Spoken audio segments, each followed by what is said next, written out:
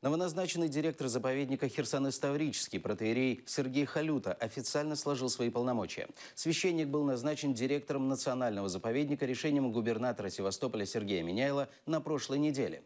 Против этого решения выступили научные сотрудники Херсонеса. Сегодня они хотели организовать митинг протеста, однако из-за самоотвода протоиерея митинг отменили.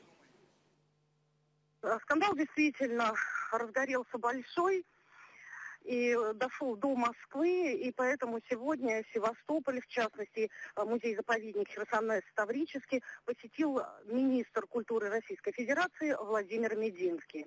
Он встретился с руководством музея-заповедника. Встреча была при закрытых дверях. Конечно, перед тем, как Мединский появился с отцом и Сергием, сотрудники музея не строили иллюзий, они думали, что его так и оставят на этой должности и что менять не будут. Однако Мединский сообщил, что Халюта снял полномочия с себя, цитата: «С учетом той ситуации, которая сложилась, отец Сергий, как человек совершенно неамбициозный, далекий от честолюбивых притязаний, принял решение, как бы правильно сказать, но это даже нельзя сказать, сложил полномочия, принял решение сделать шаг в сторону, чтобы мы имели возможность предложить губернатору нейтральную третью кандидатуру для обеспечения эффективного переходного периода передачи музея в федеральное подчинение. Этот переход займет несколько месяцев»,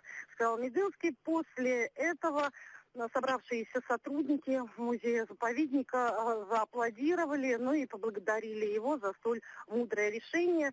После Мединского выступил отец Сергий. Он также поблагодарил сотрудников музея-заповедника за совместную работу, потому как храм и музей, они сотрудничают.